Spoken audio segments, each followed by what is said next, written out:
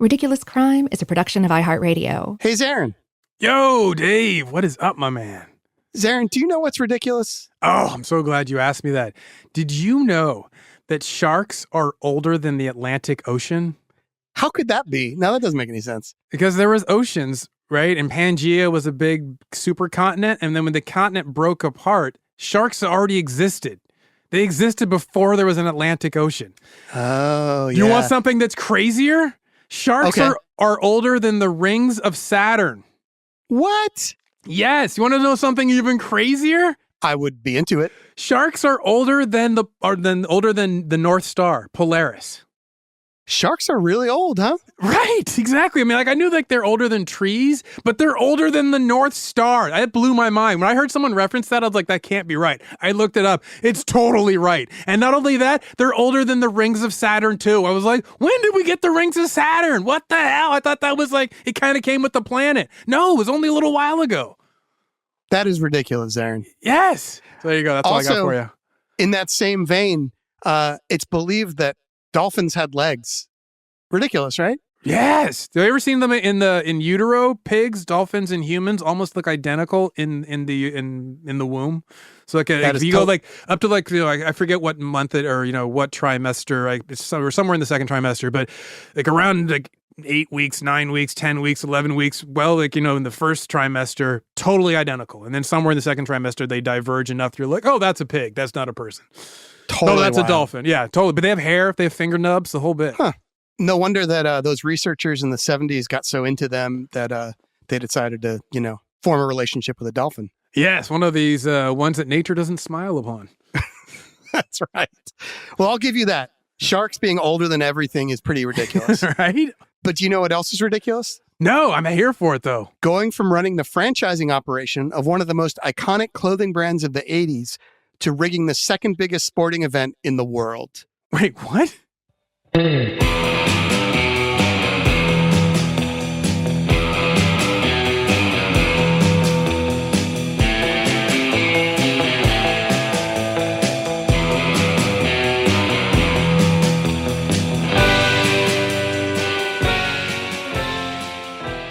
This is Ridiculous Crime, a podcast about absurd and outrageous capers, heists, and cons. It is always 99% murder-free, and it is always 100% ridiculous. You damn right. Zaron, do you notice anything different about me? You're not Elizabeth? Yeah, like I got a haircut and I'm holding a healthy-sized white goose. Specifically about you. Yes, no, I mean, yes, your white goose, the haircut. Yeah, you look fantastic. It's not normal either. Okay, so truth be told, I did want to draw your attention to the fact that I, in fact, am not Elizabeth Dutton. But I did spend the last week doing all the things I could find in body switching movies to try to make this happen.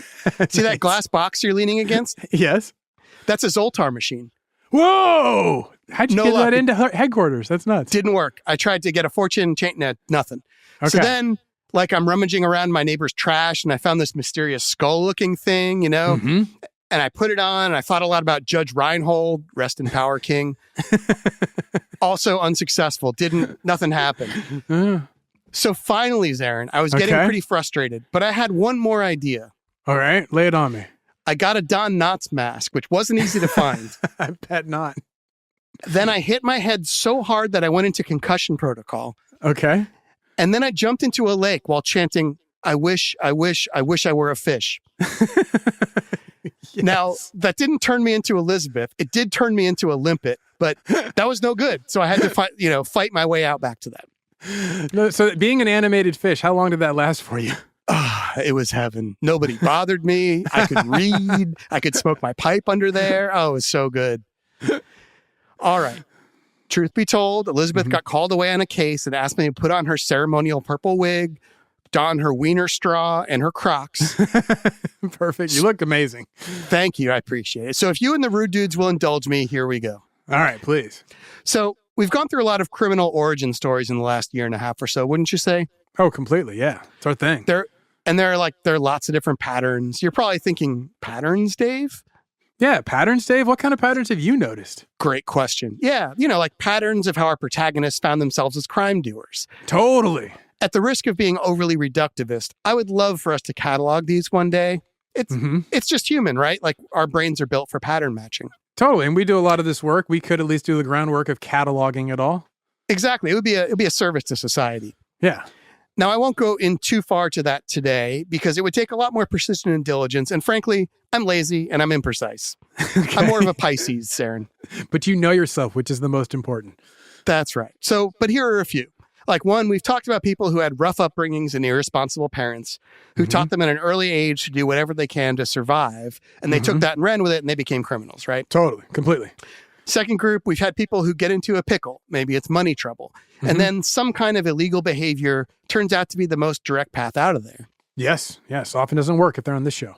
Right. And then there's another category. This is people who try the straight life. They go to school. They get their first job. Maybe they get another job, something like that. Sure. And then when they're faced with what that looks like, they peer down that long tunnel and they shake their heads in disgust. Nah, not for me. To this, to that, too boring, too much work.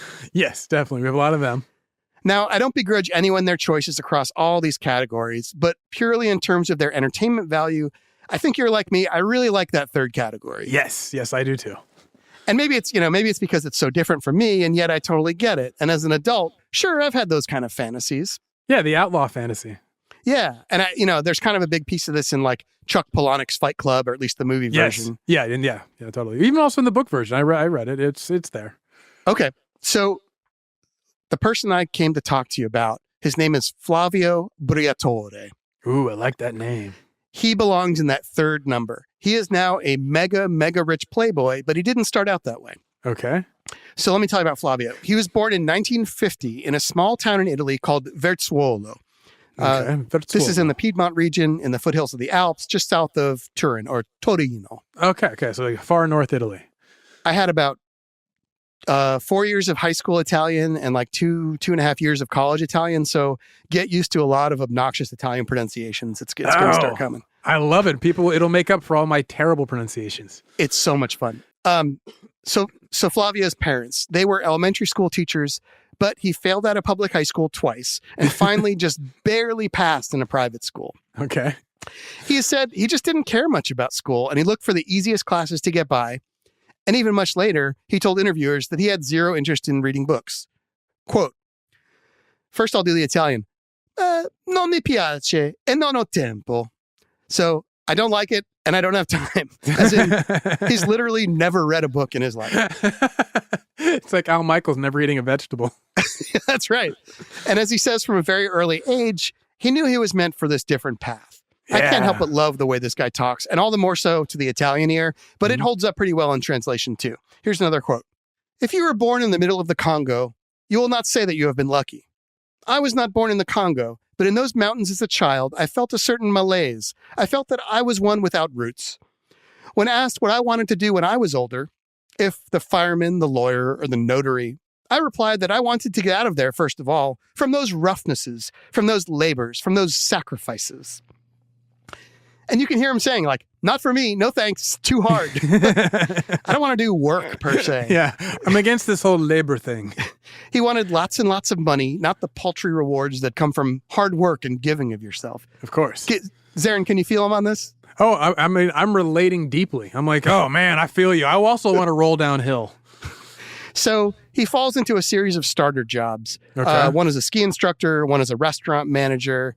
He opens up his own restaurant. He called it, and this is this weird dialect, so I'm probably going to murder this one. It's got an umlaut in it. It's like Tribula, Tribula with an umlaut. Ah, yeah, like we're German and Italian meet in northern Italy. Yeah, like Alsatian or Yeah, uh-huh. So I found a couple of translations for it. Either someone who never sits still and gets into everywhere, or someone who will do whatever it takes to get what he wants. Okay, these both fit for him. So yeah, I can see. And that ends up being his nickname. That's what he's known as early in life. Tribula, the restaurant, didn't last long. He racked up too much debt and it folded. Okay. So next up, he got a job as an insurance salesman. And he actually, relatively speaking, made a bunch of money doing that. As an insurance salesman? Yeah. Enough to buy his first car, which was a Fiat 600. Okay. But, he found that too was too much work. So it was on to the next. Okay. Here's how he described it, Zaron. Quote, everybody in Italy was selling insurance. It was an easy way to make money. You didn't need any background. You just had to talk nice. And I was fantastic at that. The company wanted to keep me because I was considered one of the best, but I just felt it was not my job. So he's somebody who's charming. He gets people to buy into him. They like him. And he's like, you should give me some of your money and I'll give you this thing. It works great. They're like, oh, I love this guy. I'm going to do it. And he's like, I could take this bigger than this. Like, this is insurance is too small for my talents. Yeah, he realized he could be selling grit subscriptions. He could be selling cocaine. It didn't really matter. People are going to buy whatever it is he puts in front of them. Exactly. And to his credit, you'll see some pictures on Instagram, and I'll share some after this. Like, he is a handsome son of a gun. He's got that flowing Italian hair. Oh, wow. Yeah, that helps always. And like it starts black, and then over time it becomes like salt and pepper, like that cool Italian gray. Yeah, he looks like he could be maybe an F1 driver. Maybe he's totally. Okay. So he skips the insurance job. He's done with that. He takes his talents to Cuneo, which is the biggest city near him and capital of the region. Okay, yeah, familiar. He goes knocking on doors. He finds a job at the Paramati Vernici paint company. Okay. His job there is the assistant to the owner, this guy named Attilio Dutto. Not like Dutton without the N. Huh, okay, word. Needless to say, this is probably Flavio's first real brush with what we in the import-export business call professionals. Ah, nice. The previous owner of this paint company, a cat named Michele Sindona, he was a friend of ours, as they say, right? Though not a friend of mine, because I'm not in the biz. Yes, I know, yeah. Like it's when they say the Cosa Nostra is our thing and you are a friend of ours, that's that same group. Exactly. So this guy's business, Michele Sindona, former owner of the paint company, was laundering money for the Gambino crime family. Yes, they make a lot of shows up in this show. They really do. They're like the thread that weaves through the whole thing. Sindona was unfortunately convicted and sentenced for life for, quote, contracting the assassination of the lawyer appointed to liquidate his failed Italian banks. Ooh. He's sent to prison. He dies of cyanide poisoning, which, probably is Aaron. That's just a strange coincidence, right? Yeah, I mean, that happens often in prison. You're like, there's cyanide everywhere in prison. Yeah, I mean, everybody knows if you want to buy free cyanide or cheap cyanide, you go to someone in prison, you go, how much is it for the boys? Yeah, that's right. Like, do you want that? You want some Pruno with it? Yeah, exactly. So, in another strange coincidence, in 1979, Flavio's boss and the new owner of the paint company, Attilio Dutto, he gets assassinated in a car bombing, Zaron. What?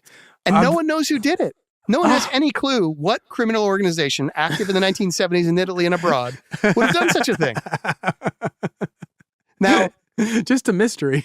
Yeah, I mean, they couldn't even pull up suspects together because there's just, we're starting from square one. We got nothing, boss. Yeah, could be just a bad engine. Who knows? That's right.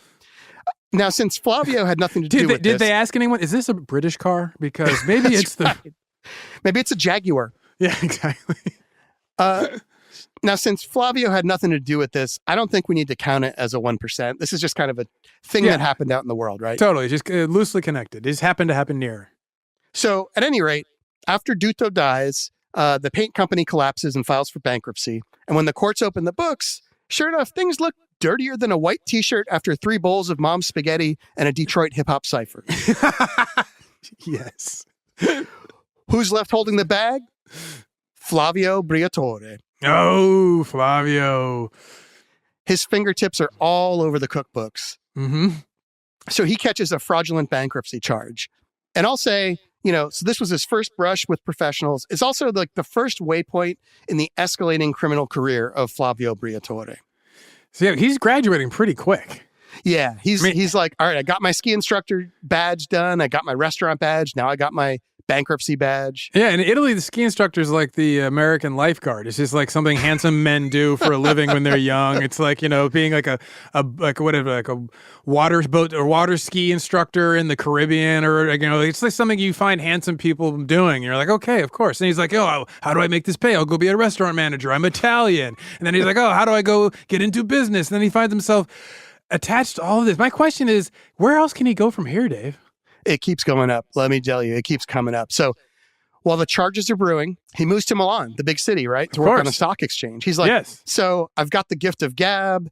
I don't know. I want to work register, so I want to go to the stock exchange. Yeah, I mean, that's the big money town.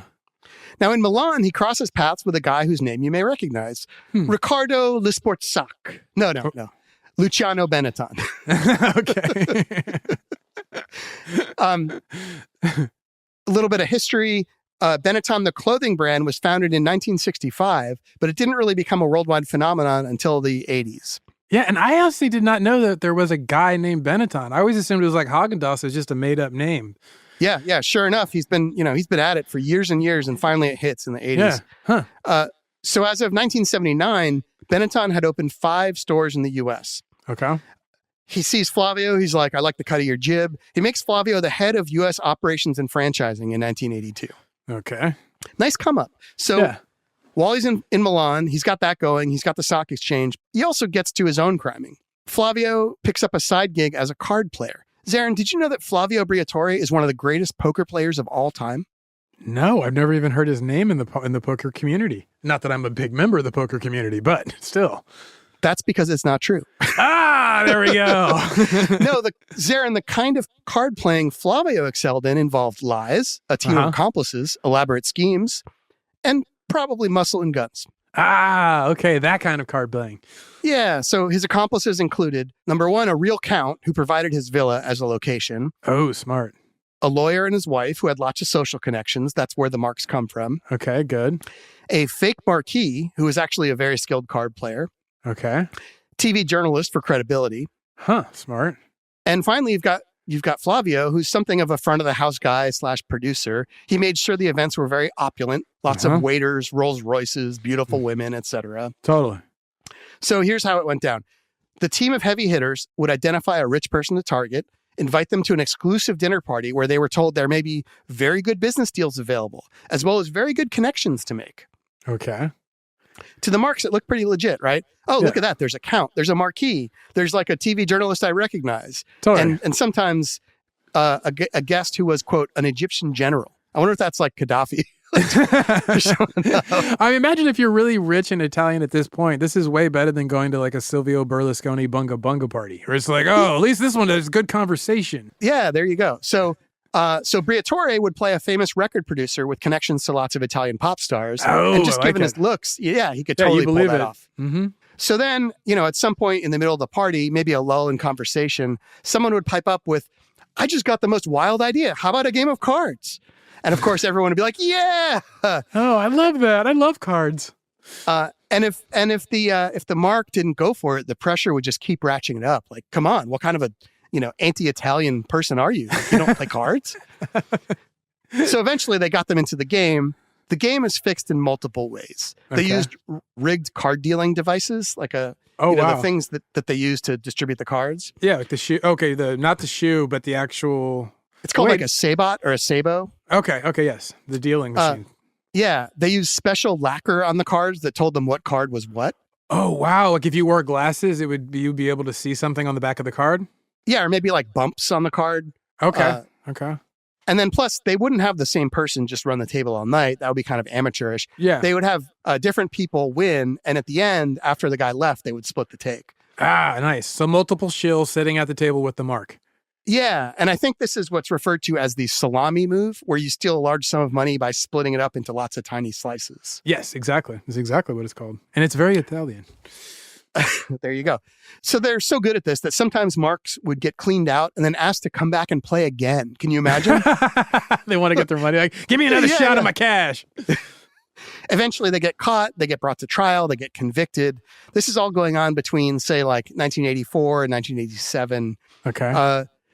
Briatore gets 4.5 years in prison between 20 charges relating to this scam and then the previous fraudulent bankruptcy charges that have been brewing all this time. Okay. Those are still over his head. Damn, 20 charges. Oof. But those get knocked down to 14 months on appeal. Okay. A little better. So he's facing over a year of jail time, and he's not a guy who believes in things like putting in work or doing time. So what do you think he did, Zaron? I'm guessing he goes on the run. You are correct. Yeah. I love this game. Flavio hops on a plane and heads to the Virgin Islands, lovely St. Thomas. Oh, very loose extradition treaties. Yes, good call. So let's let a series of ads be our invisible plane as we join him on a spiritual journey of our own, right? All right. We'll see you in 2 and 2.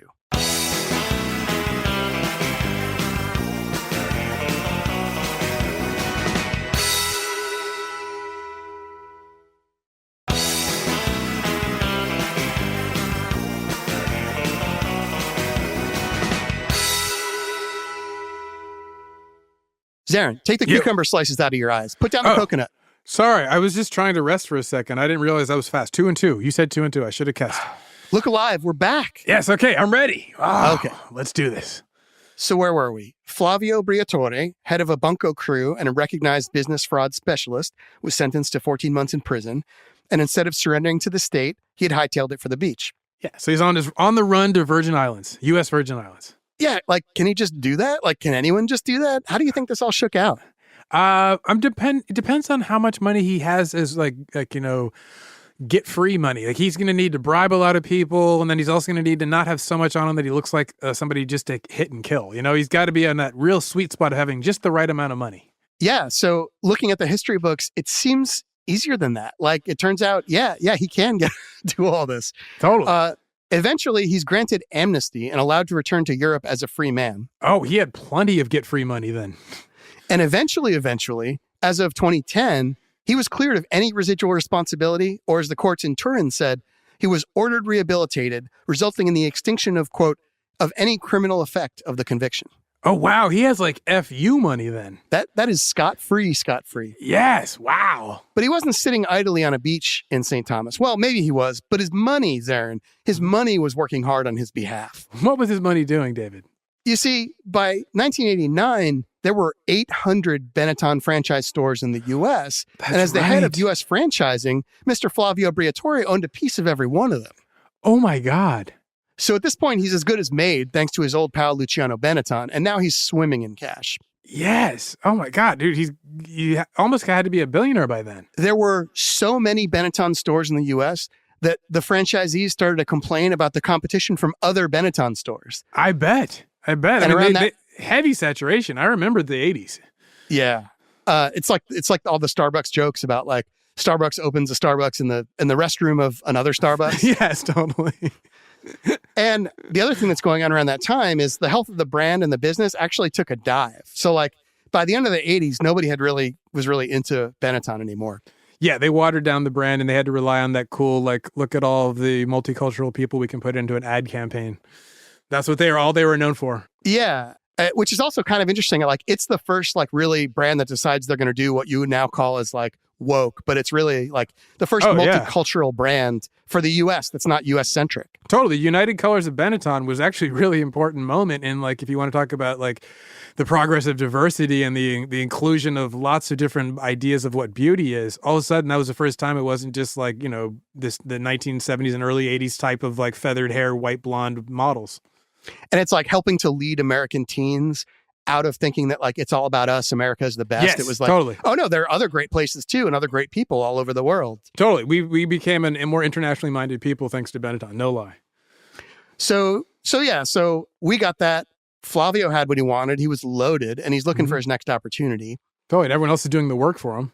Yeah. So in 1989, when he's now 800 franchise stores strong, Luciano Benetton says, like, hey, you did great with that. Why don't you be the head of merchandising for our Formula One team?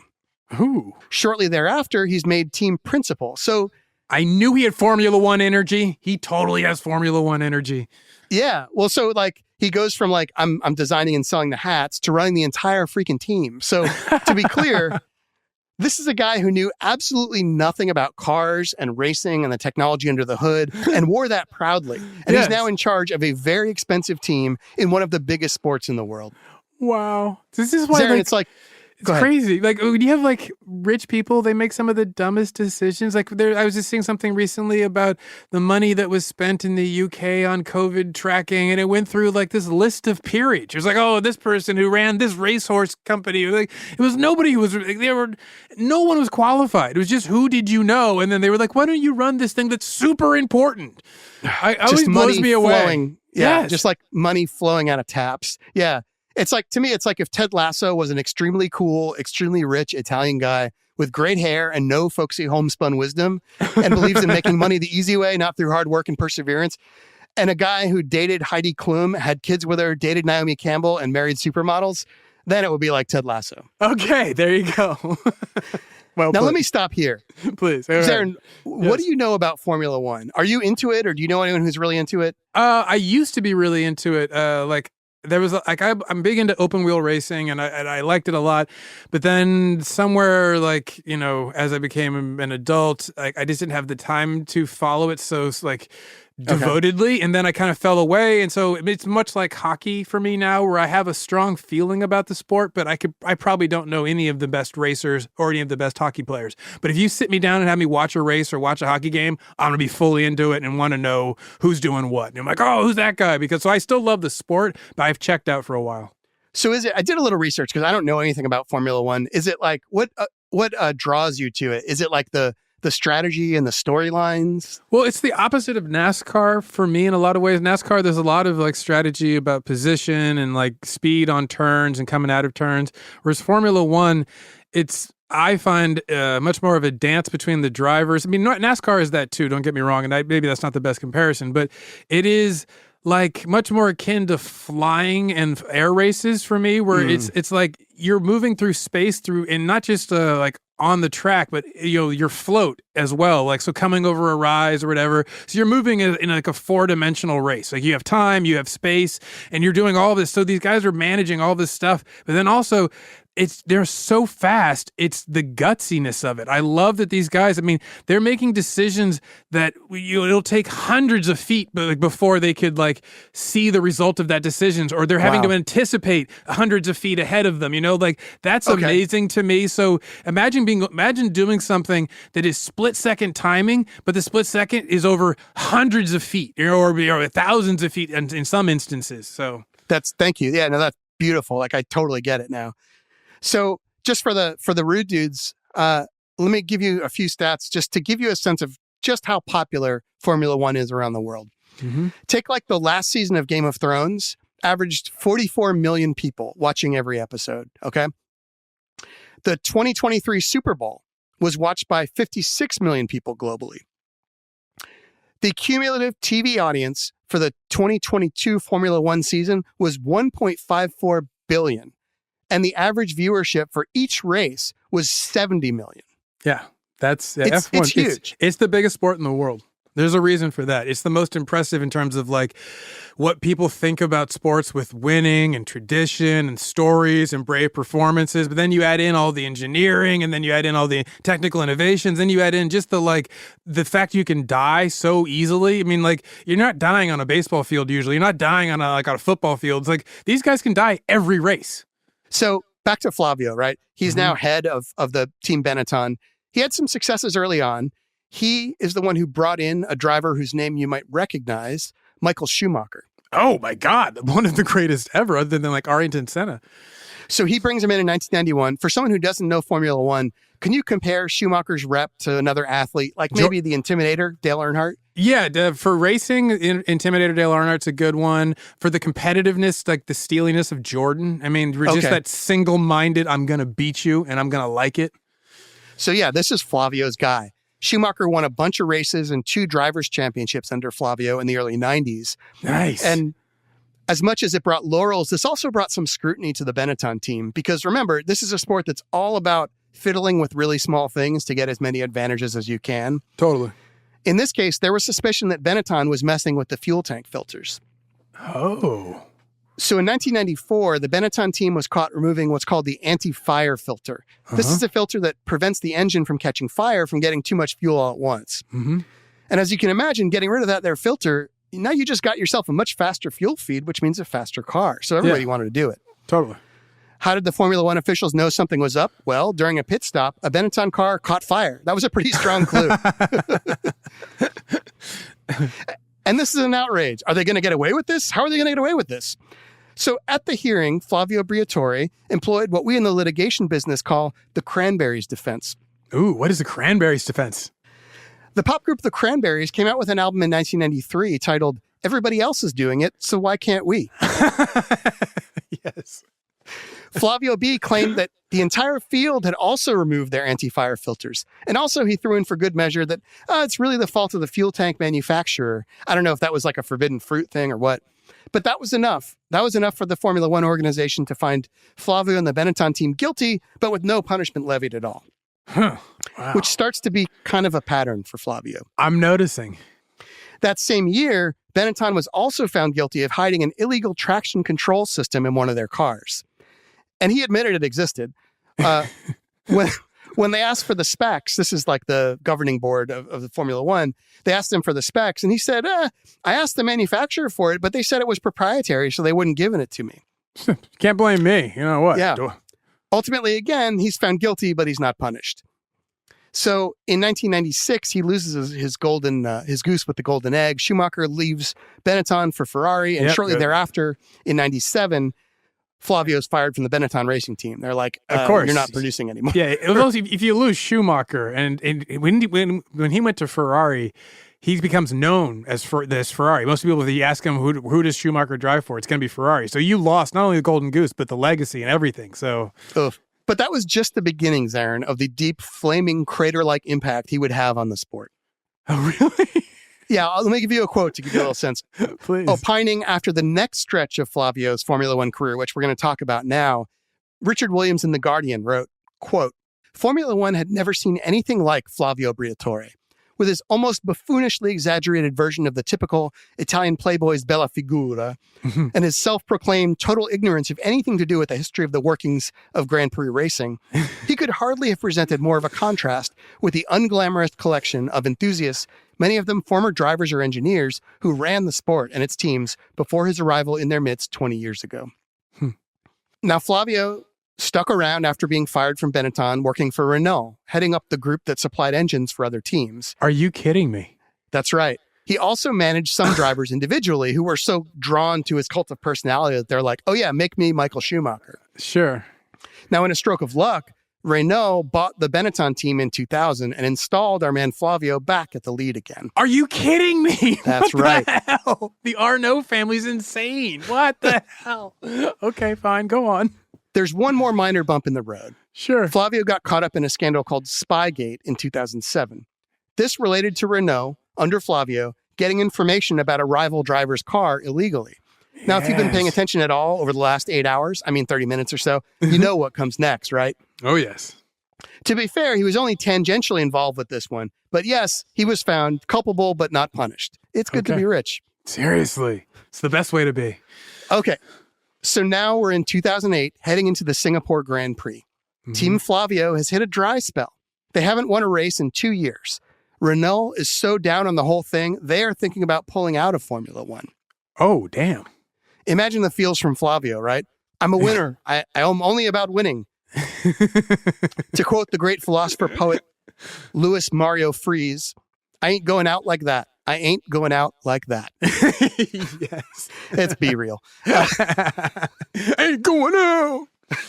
Now, Zaron, let me see if I can put all of this in front of you. Please. You're a very rich, very famous clothing magnate with supermodels on your arm at all times. Ah, yes. You've been found guilty in multiple criminal and civil courts and private organizations, but you've never really been punished. Ah, yes. You've been caught bending the rules so hard they crumble in your manicured hands on more than 2 occasions. Like I said, it's the best life. And now the team you run may close up shop if you don't win soon. What are you going to do? What are you going to do? Do you pick up what I'm putting down here? Oh, yeah. I think I'm going to run. That's my guess. Okay. Well, wait. Zaron? Yes. Beep, boop, bop, boop, beep. Pick up the phone. Oh, hello? Hello?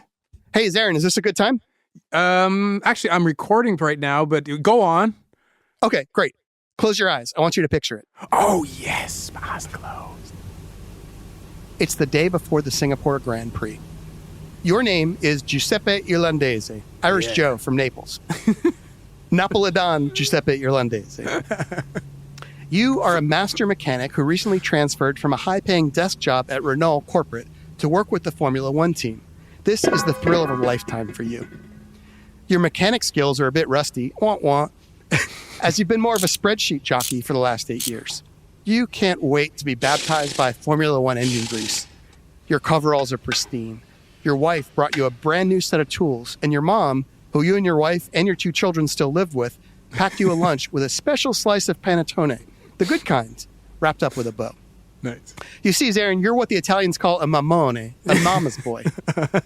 Sounds You're better in looking forward Italian. to your... What was that? Sounds better in Italian. You're looking forward to your afternoon break when you can go home, hug your wife and kids, kiss your mom on the forehead, then quickly pay a visit to your mistress before heading back to work. Zaron, you have an engine deconstructed on a table in front of you. You're lazily fitting various pieces together, trying to look busy. There's no food or drink allowed in the engine staging area, but you take the occasional surreptitious swig from an Erlenmeyer flask filled with Barolo that you have hidden under the shelf under the table. Yes, molto buono. There's a large plate glass window separating the executive offices from the shop floor. Sometimes they have the blinds drawn, but today they're open. You can't hear anything but muffled sounds, but you can see everything going on in there. Your hero, Flavio Briatore, has been in there all morning, sipping espresso, chain-smoking unfiltered Lucky Strikes, and flipping through the Gazzetta dello Sport, the pink newspaper. You see Renault chief engineer Pat Simons dressed in his gleaming white coveralls with his name embroidered about the pocket. It's like a chef's coat. He opens the door to the executive office and takes a seat on the stylish yellow leather sofa in front of Flavio. Pat Simons' hands are holding his hair back as he leans over, avoiding eye contact, and he has a pained expression, sort of a grimace on his face. Flavio looks completely calm. As he puts the pink newspaper down, it almost looks like he has a smile forming out of the corners of his mouth. You see him pick up a landscape sheet of paper. Maybe it's a route map. It's hard to tell. Simons doesn't look up. You see Flavio clap once, and this startles Simons. He snaps to attention. Now he's looking at the sheet of paper, too. Flavio points with his dangling cigarette to one spot. Simons shakes his head no. He raises his eyebrows and points to another place. Simons holds up his hands, palms to the sky, in the classic expression we Americans understand as meh or maybe, but to Italians this means boh. Flavio claps again. This time it's an excited clap. But wait, Flavio's looking around self-consciously. He shoots a glance in your direction. You're worried. Did he notice you staring at them all this time? You swallow hard and quickly avert your eyes, reaching for a ratchet and going to work on any engine bolt you can find, as if it's the most important bolt in the world. Now, to your right, you see one of the team's superstar drivers, Nelson Piquet Jr., stride by you and head for the executive office. In his eyes, you see fear and anxiety. You can't help but let your eyes wander back to the big plate glass window, but as the driver reaches the door, the Venetian blinds drop. Show's over.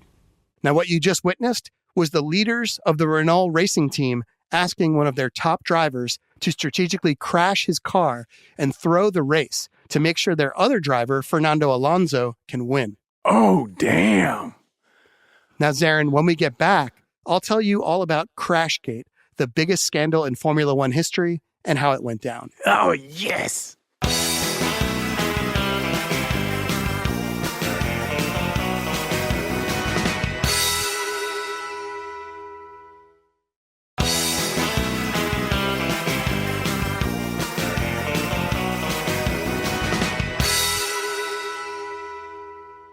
Zaron, we're back. Hey, look at us. Now, when we left off, we were about to get into Flavio Briatore's biggest jack move of all time, Crashgate. Yeah, I'm so looking forward to this. Here's what we know so far. Flavio is very rich, very cool looking, very morally bankrupt Italian businessman, right? He made a fortune franchising Benetton stores after fleecing the rich in Italy and by a series of rigged card games. He's been convicted in court and by private organizations, but never actually punished. Now he's in his second stint running a Formula One racing team. His current team is Renault, but it was formed from the ashes of his previous racing team, Benetton. Yes. Team Renault had hit on hard times and desperately needed a win to stay relevant. The day before the Singapore Grand Prix, Flavio and the chief engineer convinced one of their drivers, Nelson Piquet Jr., to deliberately crash his car during the race to give Fernando Alonso the win. Alonso is also managed by the same two guys. Mm-hmm. Later, according to Piquet Jr., quote, Simons took me aside to a quiet corner and using a map, pointed me to the exact corner on the track where I should crash because, quote, it did not have any cranes that would allow a damaged car to be swiftly lifted off the track, nor did it have any side entrances to the track, end quote, which would allow a damaged car to be rolled off the track.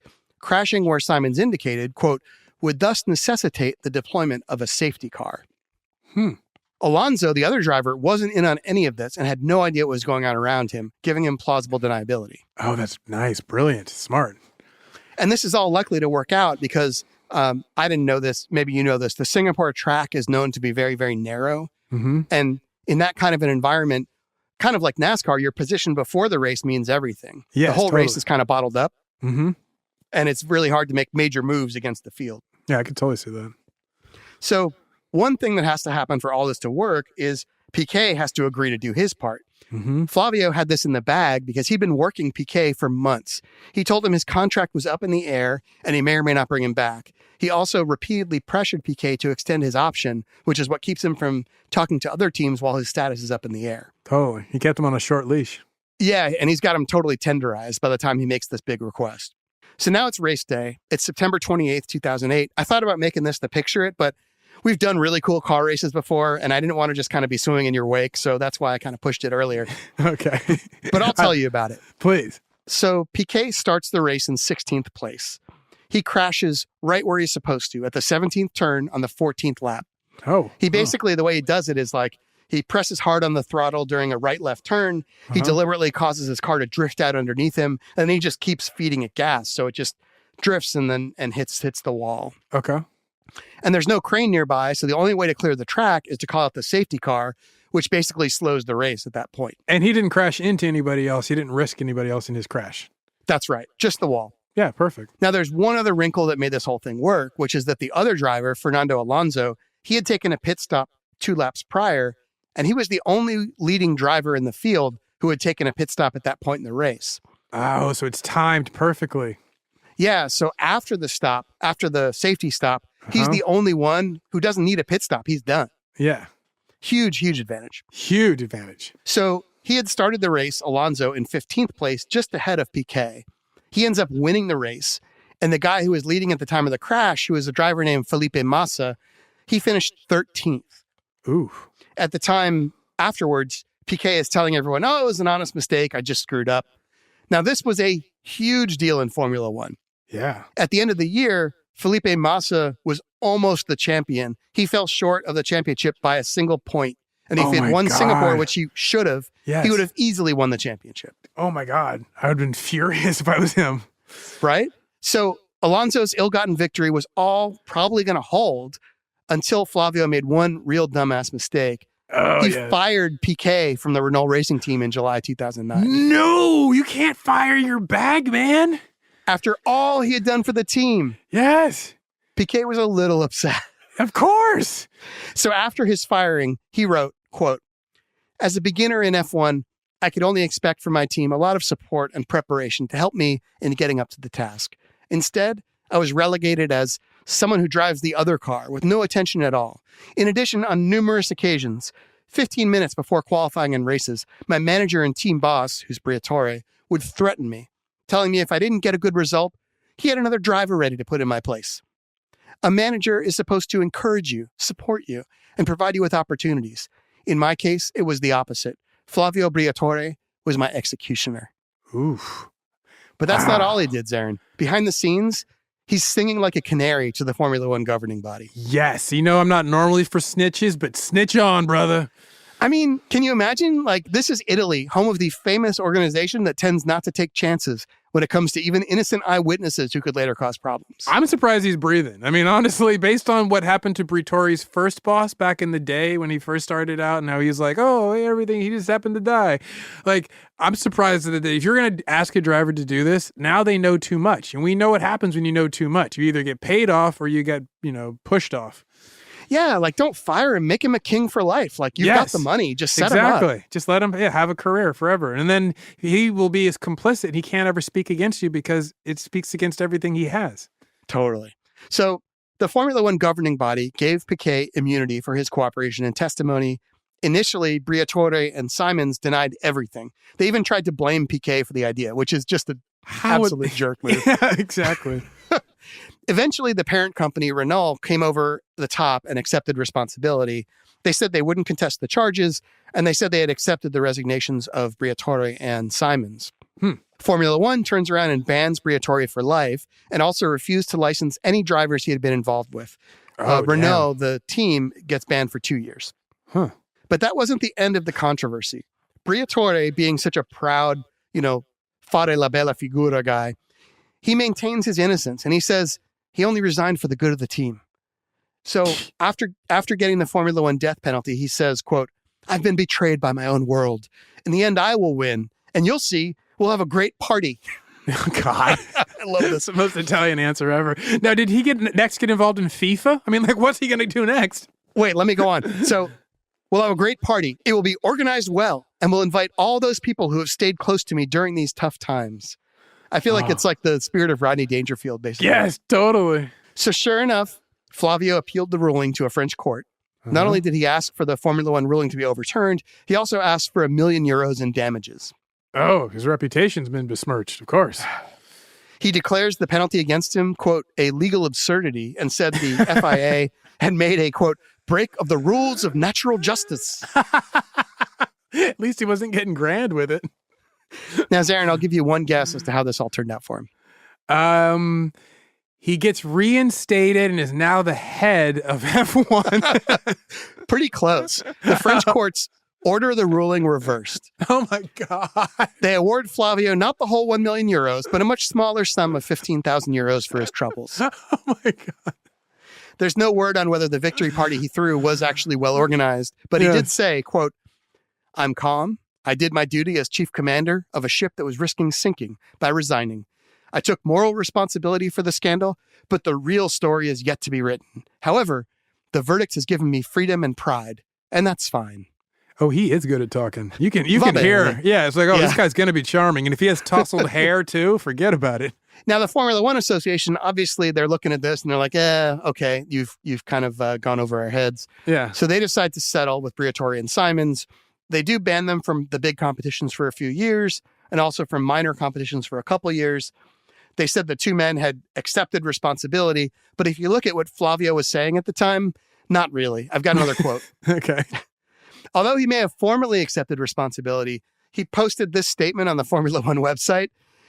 He had said, I accept, quote, without any admission of a personal guilt in these events and without any recognition of the fact that the decision of the World Council rendered against him would have been well-founded. I accept that people have said I'm guilty. Yeah, that's what I accept that you told me to say the word I accept. Exactly. At that point, I guess he had had enough of Formula One, and even though his lifetime ban was lifted, he ended that chapter of his criming. Okay. And there's more, of course, lots more. But Zaron, I'll leave you with a couple of his recent and current business ventures. Okay, please. After Crashgate, he started his own menswear label, Billionaire Couture. Oh my God. Which sold jeans with real gold buttons. And you mentioned FIFA earlier. He did actually own the Queen's Park Rangers for a little while. Of course. A very well-respected team. Ran it into the ground. Ultimately was forced to sell it. Yeah, a character like that is going to be drawn to FIFA like moth to flame. Oh, yeah. It's made for him. He also bought a super yacht. Of course. Oh, yeah. Another thing. Moth, flame, super yacht. Totally is the move. It was eventually seized for tax evasion.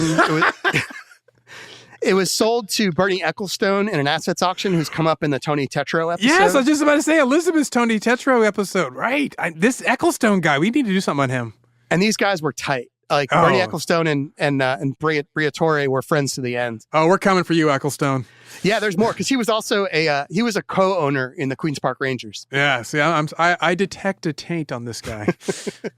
Yeah, even in researching this one, Marissa uncovered a lot of stuff that's happened in the last 2 years to that guy. Huh, okay, there we go. Of course, a few years later, that conviction for tax evasion with the super yacht overturned on appeal. I want his lawyers or his money. One of the two. Just never gotten his comeuppance. No. And now he runs a company called Majestas or Majestas, Majestas. Well, you know why he's getting away with all this. If he would have robbed the equivalent of like Walgreens, then he would be behind bars. But, because he's doing all this, it's like, well, come on. Ripping off a lot of rich people, ripping off a lot of, The mission statement of Majestas is, quote, globally known for iconic, top-performing experiences in fine dining, elite entertainment, and luxury hospitality. It includes 4, quote, billionaire locations, which are high-end restaurant/club/theaters in Sardinia, Dubai, Monte Carlo, and Riyadh. I was guessing Hong Kong.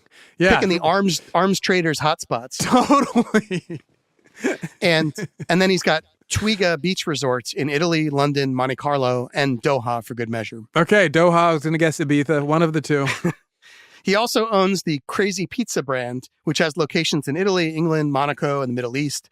Called Crazy, maybe because the crust doesn't have any yeast in it. It's hard to know. Oh. Maybe it's just crazy because, I'm a pretty crazy guy and this is my pizza. Hey, it's crazies. So, Zaron, what's your ridiculous takeaway? Oh, dude. You've just given me another reminder. One, you made me want to go back and start paying attention to F1. So good on you about that. You reawakened my love for the speed. But two, and I always tell people in my family this when they're like telling me something like, oh, did you see such and such was in the news? They're going to get this person. And I'm like, how rich is he? They're like, what do you mean? I'm like, just tell me how rich is this person, and I can tell you the likelihood that we're going to get justice in this case. And they're like, well, he said, I'm like, okay, no justice. He's too rich.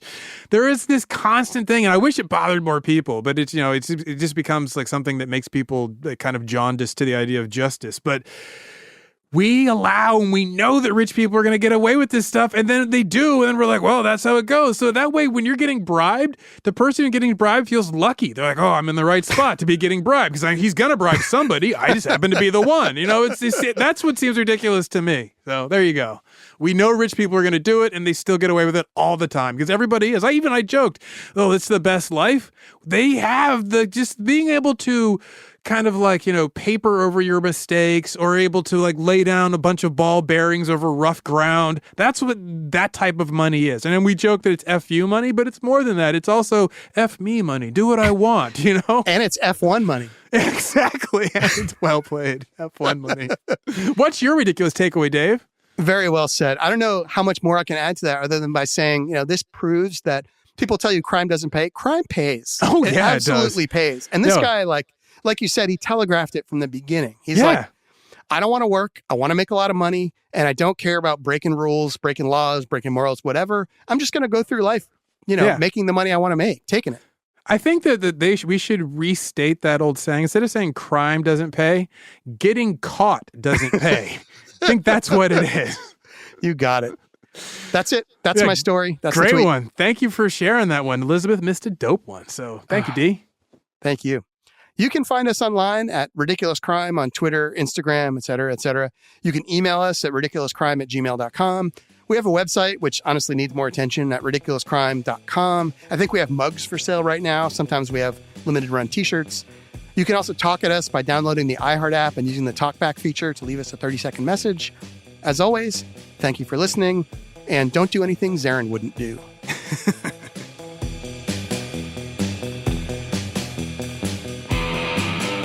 Ridiculous Crime is hosted by Zaron Il Re degli Orsi Burnett and Elizabeth Kekosafai Dutton, and hosted, produced, and edited by Dave Giovanotti Kustin. Research is by Marissa Maquet Brown and Andrea Purtroppo Song Charpentier. Our theme song is by Thomas Allora Lee and Travis Michael Jackson Dutton. Host wardrobe provided by Billionaire Couture. Executive producers are Ben Neanche se fosse l'ultimo uomo sulla terra, Bolin, and No, il sole siciliano le ha colto il cervello, Brown.